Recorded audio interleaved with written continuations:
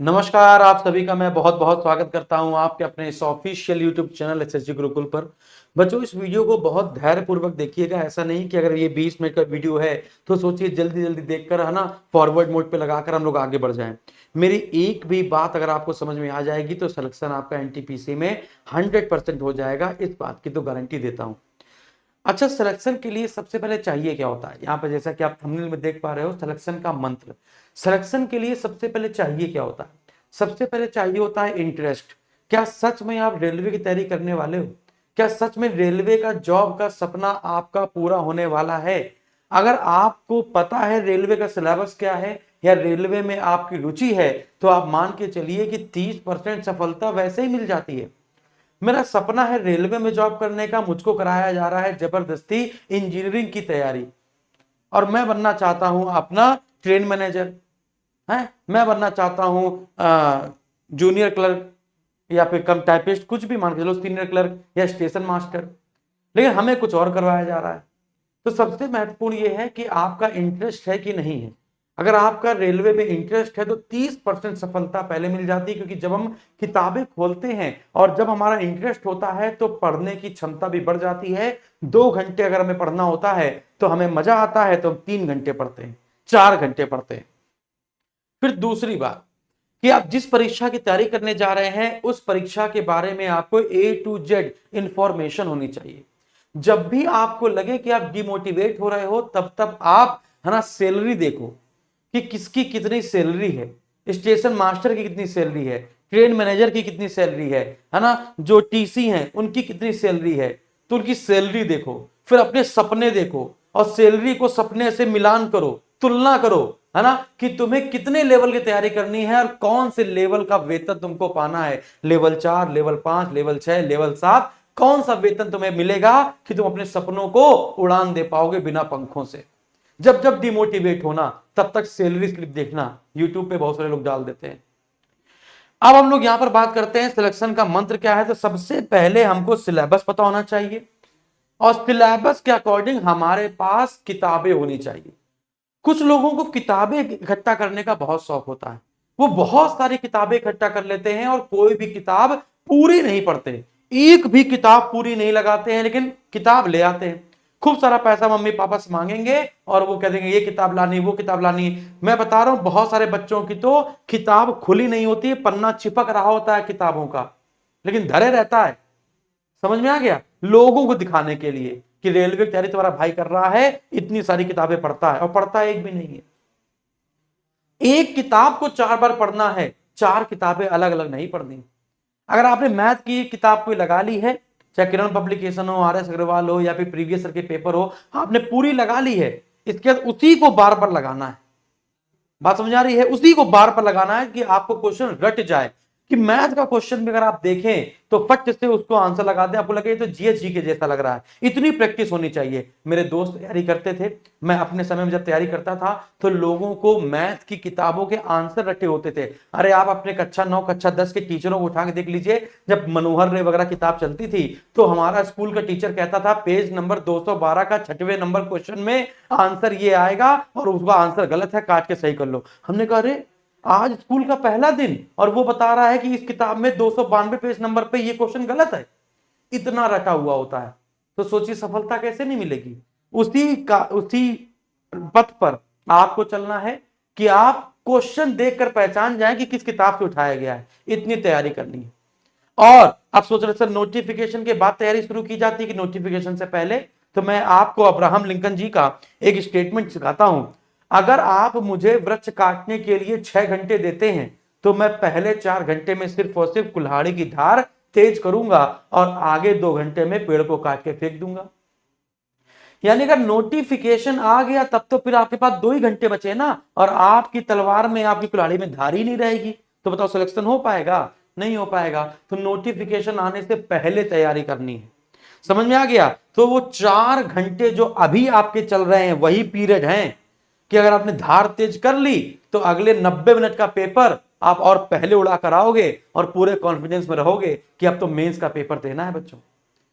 अब देखते हैं कि सर सिलेबस हमको पता चल गया, अब रणनीति क्या होनी चाहिए, कौन से टॉपिक पढ़ें और कौन से टॉपिक छोड़ें। सर मेरी रीजनिंग में कौन से टॉपिक हमें नहीं पढ़ने हैं, या फिर रीजनिंग में लोगों को सिटिंग अरेंजमेंट नहीं आ रहा है, जीएस जीके में करंट अफेयर नहीं आ रही है।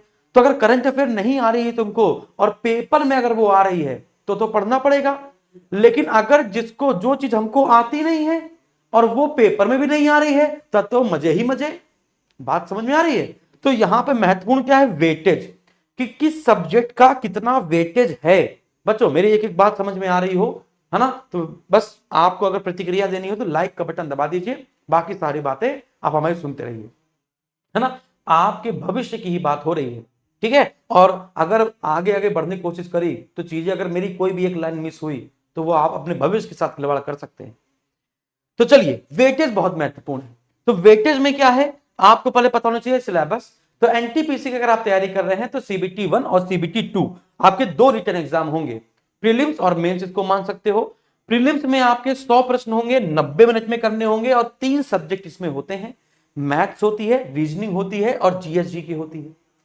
अब सबसे महत्वपूर्ण बात यह है कि सर ये बताइए कि इसका पेपर क्या कठिन आता है सरल आता है। अब वो डिपेंड करता है आप कौन से लेवल से आपने फॉर्म भरा है। आपने इंटर लेवल से भरा है या आपने ग्रेजुएशन लेवल से भरा है। इंटर लेवल से भरा है तो पेपर थोड़ा सा इजी आएगा, और ग्रेजुएट लेवल से भरा है तो थोड़ा सा मॉडरेट आ जाएगा, लेकिन आएगा वही जो तुम पढ़कर आए हो। अगर आपने कक्षा 6 से लेकर कक्षा 10 तक सही से पढ़ा होगा, मान के चलो ना, तभी घर वाले कहते हैं बेटा इंटर का पेपर है, बेटा हाई स्कूल का पेपर है, अच्छे से पढ़ो। अगर कोई भी विद्यार्थी कक्षा 6, 7, 8, 9 और 10 अगर अच्छे से पढ़ ले तो कभी भी तैयारी करने की जरूरत नहीं पड़ेगी, क्योंकि वही कक्षा 10 की मैथ, वही कक्षा 10 तक की इतिहास भूगोल, वही कक्षा 10 तक की, है ना, जो रीजनिंग वाला पार्ट है नॉर्मल सा, है ना, तो वही जो बेसिक कॉमन सेंस वाली बात है वो रीजनिंग की है ना। जैसे हमने कह दिया कि कुत्ता पालतू जानवर, है ना, फिर 4 ऑप्शन दे देगा, कह देगा शेर दे देगा, चीता दे देगा, है ना, बिल्ली दे देगा, और एक और दे देगा, गेंडा दे देगा। तो उसमें छांट लेना है कि अगर कुत्ता पालतू जानवर तो इनमें से कौन सा ऐसा और जानवर है जिसको पाला जा सकता है, घर में लोग पालते हो। ऐसे करके एनालॉजी या क्लासिफिकेशन के ऐसे क्वेश्चन आते हैं। तो रीजनिंग अगर आपको नहीं आती है तो अटल सर हमारे फेमस है रीजनिंग पढ़ाने के लिए, और एक बार आपने उनसे रीजनिंग पढ़ ली तो फिर आपको उनसे प्यार भी हो जाएगा, क्योंकि उनकी बातें ही ऐसी रहती हैं, आप जानते ही हैं, है ना। और बिल्कुल बेसिक से मैथ अमित सर हमारे यहाँ पढ़ाते ही हैं, आप जानते हैं, बिल्कुल बेसिक से। वो लिखते हैं परसेंटेज का मतलब क्या होता है। अगर किसी को परसेंटेज नहीं भी आता है तो लिखते हैं परसेंटेज का अर्थ है 1/100। अब हमें नहीं पता 1/100 है कि 100 है, ठीक है ना। तो चलिए, और जीएसजी की अगर आपको नहीं आती है तब तो आप जानते हैं सैलेंस सर हमारे फेमस हैं, है ना। चलिए आगे बढ़ते हैं। तो यहां पर आप देखिएगा एग्जाम पैटर्न में सबसे पहले सीबीटी 1 का सिलेबस देखेंगे, इसके बाद एक और वीडियो आएगा वो सीबीटी 2 का आएगा, कि सीबीटी 1 और सीबीटी 2 में थोड़ा सा अंतर रहता है ना, क्वेश्चन के लेवल का भी अंतर रहता है। तो मैथ के 30 प्रश्न बच्चों, रीजनिंग के 30 प्रश्न और जीएस जीके के 40 प्रश्न, टोटल 100 प्रश्न करने होंगे, 90 मिनट का समय होगा, और 1/3 की निगेटिव मार्किंग होगी, जो बहुत घातक सिद्ध होती है, क्योंकि जब लास्ट के मोमेंट पे जब घड़ी टिक टिक टिक टिक कर रही होती है और लास्ट में आपके पास 10 मिनट बचे होते हैं, लास्ट के 10 मिनट बचे होते हैं और आप जल्दी जल्दी क्वेश्चन कर रहे होते हैं, तो फिर इसके बाद आप इतने तुक्के मारते हैं, इतने तुक्के मारते हैं, इतने तुक्के मारते हैं कि अगर मान चलिए 100 प्रश्न थे और आपने किए हैं 60, लास्ट के बचे 10 मिनट, इसके बाद आप क्या करते हैं पता है, डर के मारे, क्या 60 तो मेरी कहीं नहीं जाएगी, मेरी तो कम से कम 70 जाएगी और हम तो 60 ही कर पाए हैं। तो वो क्या करता है, 10 क्वेश्चन तुक्के मारता है, और 10 क्वेश्चन जब तुक्के मारता है तो वो सोचता है 10 क्वेश्चन में तुक्के मारे हैं, उसमें से 2 सही होंगे, 3 गलत होंगे, फिर उस चक्कर में वो 100 के 100 मार देता है, कब 95 मारते। और हो सकता है कि पहले 57 नंबर ही मेरिट जा रही हो, 58 नंबर ही मेरिट जा रही हो, और बंदे ने पहले 60 नंबर सही कर दिए थे, 60 क्वेश्चन सही कर दिए थे, लेकिन लास्ट में उसने हड़बड़ी में प्रीवियस ईयर की कट ऑफ देखकर उसने सब गुड़ गोबर कर दिया, और वो अब आ गया है 42 नंबर पे। फिर वो क्या करे। और जो विद्यार्थी मेरी ये बात समझ रहा है और जिसके ऊपर ये बीत चुकी है वो जान रहा है, निगेटिव मार्किंग बहुत घातक होती है। अगर आपको 100 में 62 नंबर भी बिल्कुल एक्यूरेट आ रहे हैं तो 62 करिए, और अगर आपको तुक्का मारना ही है ना, तो आप हमेशा 50-50% पे मारिए कि या तो ये आंसर होगा या तो ये आंसर होगा। लेकिन 1/3 पे मारेंगे, 1/4 पे मारेंगे तो गलत होने के चांसेस ज्यादा है। नहीं 10 क्वेश्चन आप करेंगे तो आपका कितना, 4 क्वेश्चन आप करेंगे तो 1 क्वेश्चन आपका सही होगा। लेकिन वो उसके लिए है जब आप बड़े लेवल यानी यूपीएससी का पेपर दे रहे हो तो वहां पर कोई दिक्कत नहीं है, लेकिन छोटे छोटे पेपरों में नहीं, क्योंकि इसमें कंपटीशन ज्यादा है और यूपीएससी में कंपटीशन कम है। लोग यूपीएससी का फॉर्म भर देते हैं, पेपर देने नहीं जाते हैं, सोचते मेरा अटेम्प्ट ना खराब हो जाए, फिर वो तैयारी छोड़ देते हैं। यहां पर आदमी देने जाता ही जाता है, यहां पर तो लोग शौकिया फॉर्म भर देते हैं और कभी कभी लग जाता है बढ़िया। ठीक है, तो अब वेटेज देखते हैं कि हमारा मैथ के चैप्टर कौन से इंपॉर्टेंट है, रीजनिंग के कौन से इंपॉर्टेंट है और जीएस जीके के कौन से इंपॉर्टेंट है। तो बात करते हैं पाठ्यक्रम में इतिहास की। तो इतिहास को बच्चों 3 भागों में बांटा जाता है, प्राचीन इतिहास, मध्यकालीन इतिहास और आधुनिक इतिहास। प्राचीन इतिहास के 2 प्रश्न, मध्यकालीन का 1 प्रश्न, आधुनिक इतिहास के 2 प्रश्न, यानी 5 से 6 प्रश्न आपके इतिहास के। भूगोल में विश्व के भूगोल से कम क्वेश्चन आते हैं, भारत के भूगोल से ज्यादा। विश्व के भूगोल से 2 प्रश्न आते हैं, भारत के भूगोल से 4 प्रश्न। फिर इसके बाद बात करते हैं संविधान से 4 प्रश्न आते हैं, अर्थव्यवस्था से 3 प्रश्न, करंट अफेयर से 6 प्रश्न, सामान्य ज्ञान से स्टैटिक जीके से 8 प्रश्न। स्टैटिक जीके यानी क्या, सब विश्व में सबसे लंबा ऊंचा, भारत में सबसे लंबा ऊंचा छोटा बौना नाटा, खेल खिलाड़ी प्रतियोगिता पुरस्कार, ये सारी चीजें। ठीक है, फिर सामान्य विज्ञान में 3 भाग होते हैं, भौतिक विज्ञान, रसायन विज्ञान, जीव विज्ञान। भौतिक के 2 प्रश्न, रसायन के, और इसमें से सबसे ज्यादा आता है यूनिट से यानी इकाई मात्रक। रसायन विज्ञान से 2 प्रश्न, जीव विज्ञान से 4 प्रश्न। फिर बात करते हैं हम लोग मैथ्स की। तो मैथ्स की अगर हम लोग बात करें तो अरिथमेटिक और एडवांस 2 पोर्शन इसमें होते हैं। अरिथमेटिक से आपके 21 प्रश्न के लगभग है ना, और एडवांस मैथ के 9 प्रश्न। इस एडवांस मैथ में सबसे ज्यादा मेंसुरेशन आपकी घातक सिद्ध होती है ना, और जिससे लोग डरते भी हैं, पता नहीं क्यों डरते हैं, है ना। और अगर आपने अमित सर से पढ़ रखा है या अमित सर से अगर आपने मेंसुरेशन की मेरे हिसाब से 4 से 5 क्लास, वैसे 9 से 10 क्लास लेते हैं वो, और 4-5 क्लास भी अगर आपने सही से ले ली तो आपका काम हो जाने वाला है। सबसे महत्वपूर्ण चैप्टर होता है अंकगणित में नंबर सिस्टम, जिससे लगभग 6 प्रश्न आते हैं, जिसमें कुछ चैप्टर है जिससे रेलवे लगातार क्वेश्चन पूछता चला आ रहा है, यूनिट डिजिट से, रिमाइंडर थ्योरम से, है ना, डिविजिबिलिटी रूल से, है ना, डेसिमल एंड फ्रैक्शन से, स्क्वायर रूट, है ना, cube and cube root, and simplification जो बॉड मास है। सबसे अगर यूनिट डिजिट कभी आता है कभी नहीं आता, सेक्सुअल फॉर्म में कभी आता है कभी नहीं आता, विभाज्यता का नियम कभी आता है कभी नहीं आता, लेकिन दशमलव भिन्न से 1 प्रश्न जरूर आएगा, 2 से 3 प्रश्न भी कभी कभी हो जाते हैं, स्क्वायर रूट से 1 प्रश्न जरूर आता है, सरलीकरण से बॉड मास रूल से 2 क्वेश्चन जरूर आते हैं। तो लगभग इन सभी 6 चैप्टर से 6 प्रश्न हम लेकर चल रहे हैं। वर्क एंड टाइम और नल पाइपेट सिस्टम यानी कि कार्य एवं समय और नल और टंकी के क्वेश्चन सेम रहते हैं, पूरे एक ही पैटर्न पर आधारित हैं, और 3 से 4 प्रश्न आ जाते हैं। टाइम स्पीड डिस्टेंस और रेलगाड़ी के मिलाकर लगभग 3 प्रश्न। प्रॉफिट लॉस परसेंटेज, है ना, और डिस्काउंट, ये सब एक जैसा रहता है। आपने परसेंटेज सीख लिया तो प्रॉफिट लॉस भी सीख लेंगे, है ना, प्रॉफिट लॉस है डिस्काउंट सीख ही लेंगे, बट आप जानते हो डिस्काउंट दे दिया, है ना। तो लगभग 4 प्रश्न। एसआई सीआई से कभी कभी एक आता है, कभी कभी वो भी नहीं आता, कभी कभी एक एक दोनों से आते हैं। एवरेज से 1 प्रश्न, अनुपात समानुपात से लगभग 2 प्रश्न आते हैं, जिसमें एक तो आपका A B B C C D कर देगा, फिर कह देगा ए बी का अनुपात क्या है या बी सी डी क्या है या बी की वैल्यू क्या है, इस प्रकार से। फिर एडवांस मैथ की बात की जाए तो क्षेत्रमिति मेंसुरेशन से सबसे ज्यादा प्रश्न, 4 प्रश्न। और फिर देखो अब यहां पर आप एक काम भी कर सकते हो, mensuration, algebra, Tigor, coordinate geometry और ज्योमेट्री, ये सबसे आ रहा है, लेकिन अगर आप कुछ छोड़ना चाहते हो, है ना, तो ये चारों चैप्टर तुम छोड़ सकते हो और मेंसुरेशन पर फोकस कर सकते हो, क्योंकि कभी कभी जो 9 प्रश्न ये आ रहे हैं, 9 प्रश्न में 5 प्रश्न आपके लगभग मेंसुरेशन से आ जाते हैं, और 6 भी कर सकते हो, 2D 3D 3D में कभी कभी ज्यादा क्वेश्चन आ जाते हैं, तो 6 भी कर सकते हो। नहीं, ये चैप्टर बहुत महत्वपूर्ण है, कभी आप रेलवे किताब उठा के देखेंगे तो आपको मेंसुरेशन के सबसे ज्यादा 700 से 800 क्वेश्चन मिल जाते हैं मेंसुरेशन से ही सिर्फ, है ना। कोऑर्डिनेट ज्योमेट्री के 7-8 प्रश्न अभी तक आए हैं, है ना, लेकिन आ जाता है तो दर्द बहुत देता है। ठीक है, फिर इसके बाद बात करते हैं रीजनिंग की। तो रीजनिंग में क्लासिफिकेशन सबसे ज्यादा 3 प्रश्न, फिगर काउंटिंग, है ना, 2 प्रश्न, ट्रिएंगल सबसे ज्यादा काउंट करने के लिए आता है कि कितने ट्रिएंगल हैं और कितने स्क्वायर हैं, कितने रेक्टेंगल हैं। मैथमेटिकल रीजनिंग के 2 प्रश्न, एनालॉजी के 3 प्रश्न, क्लॉक कैलेंडर डाइस एक एक प्रश्न आएगा, वरना ये भी गायब कर देता है और इसका पोर्शन उठा के दे देता है लॉजिकल रीजनिंग में। सीरीज से 2 प्रश्न, मिसिंग नंबर से 1 प्रश्न, coding decoding 2, sitting arrangement 2, blood relation 2, mirror water में से एक प्रश्न, यानी टोटल 2, और लॉजिकल रीजनिंग रेलवे का फेवरेट टॉपिक हो चुका है। यहां पर आप 6 की जगह 9 भी कर सकते हैं, नहीं, क्लॉक कैलेंडर डाइस से क्वेश्चन जब हटता है तो लॉजिकल रीजनिंग में आके फिट हो जाता है ना। और इन लॉजिकल रीजनिंग में जो सबसे ज्यादा प्रश्न आता है वो स्टेटमेंट कंक्लूजन, कथन पूर्ण अवधारणा और सिलोगिज्म से।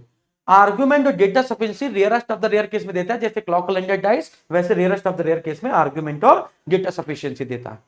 तो अगर आपको लॉजिकल रीजनिंग वाले पार्ट में दिक्कत है तो फिर रेलवे के सिलेक्शन में भी दिक्कत होगी। इन रीजनिंग में सबसे पहला आपको कौन सा पार्ट मजबूत करना है, आप कहेंगे लॉजिकल रीजनिंग वाला पार्ट। और सबसे पहले उठाना है आपको, है ना, न्याय निगमन। और न्याय निगमन से पहले आपको पढ़ना है वेन डायग्राम, क्योंकि वेन डायग्राम बिना पढ़े आप न्याय निगमन पढ़ेंगे तो आपको गराब लगेगा। तो वेन डायग्राम से भी कभी कभी एक क्वेश्चन पूछता है या सीधे वो सिलोगिज्म से क्वेश्चन डाल देता है। सब्जेक्ट वाइज वेटेज आपको समझ में आ रहा है। अब अगला मन में आ रहा होगा कि सर आपने सब्जेक्ट वाइज वेटेज बता दिया कि किस सब्जेक्ट से कितने क्वेश्चन आते हैं, और इसके बाद टॉपिक वाइज वेटेज भी बता दिया कि किस टॉपिक से कितने प्रश्न आते हैं। लेकिन सर अगर आप ये बता दें कि रीजनिंग में वो टॉपिक कौन से हैं जो हम अंतिम दौर पे चलते चलते पढ़ ले रे भैया, वो वाले टॉपिक कौन से हैं, जीएस जीके में वो टॉपिक कौन से हैं, है ना। तो अमित सर आप लोगों के लिए वो 7 टॉपिक बताने वाले हैं। एक नया वीडियो आने वाला है मैथ का, रीजनिंग का, जीएस जीके का, जिसमें कौन सा टॉपिक, जैसे हर टॉपिक में 5 से 6 टाइप होते हैं, किसी में 7 से 8 टाइप होते हैं हर टॉपिक में, है ना। तो टाइप होते हैं ना, तो उन 6 टाइप में आपके पेपर में कौन सा टाइप आने वाला है, और वो टाइप नहीं आपको आ रहा है तो उसकी ट्रिक क्या है, उसके लिए वीडियो आएगा हमारे फैकल्टियों का, है ना। उसको आप जरूर देखिएगा। जीएस जीके के वो 25 महत्वपूर्ण टॉपिक जो मरते दम तक याद रखना है जब तक सिलेक्शन नहीं हो जाता, ठीक है। सर मॉक टेस्ट कहां से दें, क्या सर फ्री में मॉक टेस्ट मिलता है क्या? बेटा फ्री में आजकल कुछ नहीं मिलता, बस एसएसजी गुरुकुल देता है। क्या फ्री में? लाखों प्रश्नों का खजाना, math, reasoning, GK, GS, Hindi, current affair, जितना भी मॉक करना है वो जाएंगे एसएसजी गुरुकुल के एप्लीकेशन में और जाएंगे फ्री टेस्ट में, और वहां पर होगा मैथ का खजाना, रीजनिंग का खजाना, जीके जीएस का खजाना, उत्तर प्रदेश स्पेशल खजाना, बिहार स्पेशल का खजाना, हिंदी स्पेशल का खजाना। जितने टॉपिक वाइज करने टॉपिक वाइज करो, मिक्स क्वेश्चन करने मिक्स क्वेश्चन करो, इतने क्वेश्चन कराए जाएंगे यहां पर, करेंगे मॉक टेस्ट वो भी फ्री। और जब पसंद आए, जब हम लोग की स्ट्रेटेजी अच्छी लगे तो लाइक का बटन दबाएं और एप्लीकेशन से हमारा रेलवे का नया बैच जरूर ज्वाइन करें। अगर आपको स्ट्रेटेजी समझ में आई है, वेटेज समझ में आया है, तो बस लाइक और कमेंट जरूर कीजिएगा। अच्छे अच्छे कमेंट हम टीचरों का मनोबल बढ़ाता है ना, और कहीं ना कहीं हम आपके लिए और शिद्दत से काम करना शुरू करते हैं। ये हमारी रेलवे स्पेशल बैच की टाइमिंग है जो फ्री यूट्यूब पे चलती है। शाम 7 बजे आपकी रोज रीजनिंग चलती है, रात 8 बजे आपकी मैथ चलती है, और रात 9 बजे आपकी कल से स्टार्ट हुई है कल की श्रृंखला, जिसमें सर 25 क्वेश्चन आपके स्टैटिक जीके के और 25 क्वेश्चन आपके करंट अफेयर के लेकर जा रहे हैं, क्योंकि स्टैटिक और करंट अफेयर सबसे ज्यादा है ना। तो एसएससी वाले बच्चे और रेलवे वाले बच्चे, इन दोनों के लिए स्पेशल कल की श्रृंखला चल रही है ना। और यही कल की श्रृंखला अभी रीजनिंग और मैथ में भी चलेगी। तो जुड़ना ना भूले, शाम 7 बजे से लेकर रात 10 बजे तक। बहुत बहुत धन्यवाद।